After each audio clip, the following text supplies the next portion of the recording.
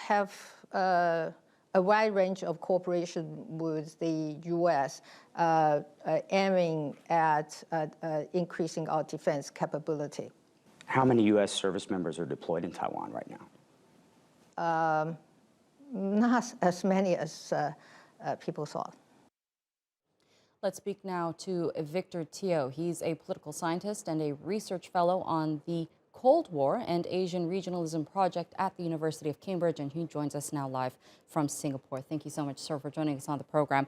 Now, what do you make of President Tsai's remarks? Until now, we haven't had an official ranking this high confirm the presence of U.S. troops in Taiwan.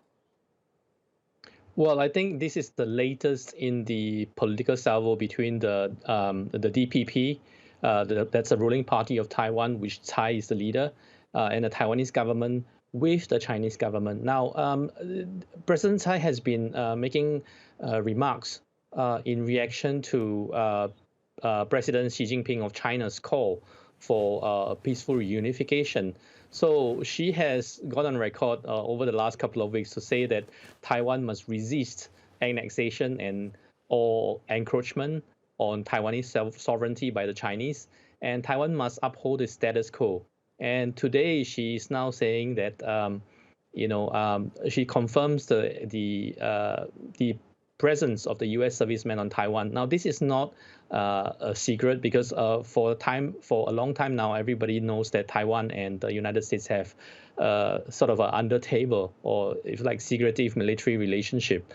And the U.S.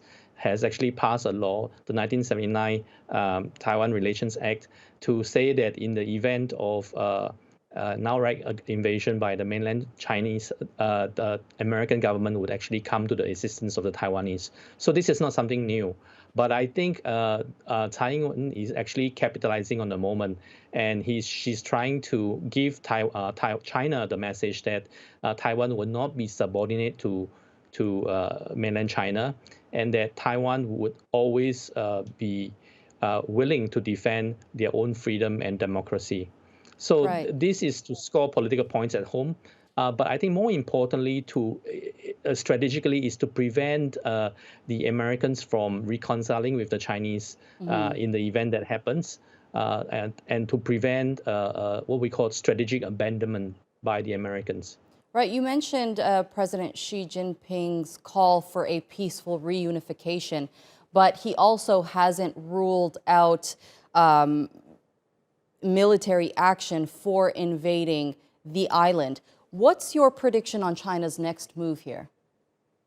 Well, I think China is caught between the rock and a hard place because China faces tremendous pressure at home from all different kind of problems. It has a brewing real estate crisis to do with the companies, one of the largest real estate companies' bad debts. It has an energy problem. China has many factories shutting down because of the power shortages to do with various factors. But one of them, which is to do with the import of coal, shortage of coal from different places around the world, notably Australia. It has seen a kind of a slowdown in economic relations, and Chinese society overall is now a lot more tense than it was 2-3 years ago because of the U.S.-China confrontation and the pandemic. So Xi Jinping actually faces a lot of issues at home, and I think he does not actually want to confront Taiwan right now. But given the rate, the things are going in Sino-U.S. relations, this might not actually be up to him. Chinese foreign policy is actually more reactive than it is proactive when it comes to Taiwan. So a lot depends on what the Taiwanese and Americans do. Right. You mentioned the treaty that was signed between the U.S. and Taiwan in case of an invasion for the U.S. to act upon that. Do you think that would actually happen? And if that does happen, how much more tense would relations be between the U.S. and China? Well, I think since 1972, when the U.S. reconciled with the mainland Chinese and gave them diplomatic recognition over Taiwan, there has been a kind of balance between Taiwan on one hand and China on the other. And this delicate balance has somehow been, if you like, upset by the Trump administration. So I think President Biden is trying his best to keep the balance, but at the same time calibrate U.S. foreign policy to take into account the growing Chinese power in the region.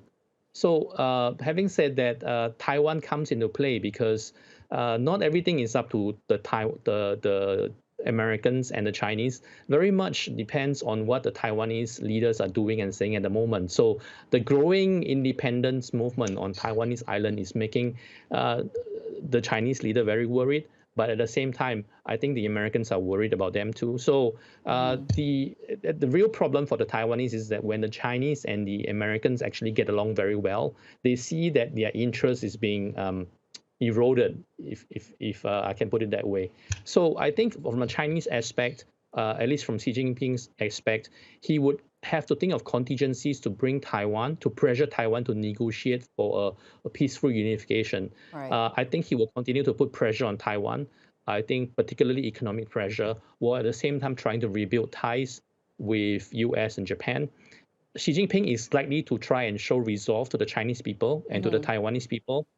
And in order to demonstrate that Taiwan is actually China's territory in accordance with international law, I think he would have to send more naval and aircrafts into Taiwanese airspace to show the world that Taiwan belongs to China. So I think the situation is going to escalate for the worse in the near future. All right. Victor Teo, thank you so much for sharing that analysis with us here on the NewsHour.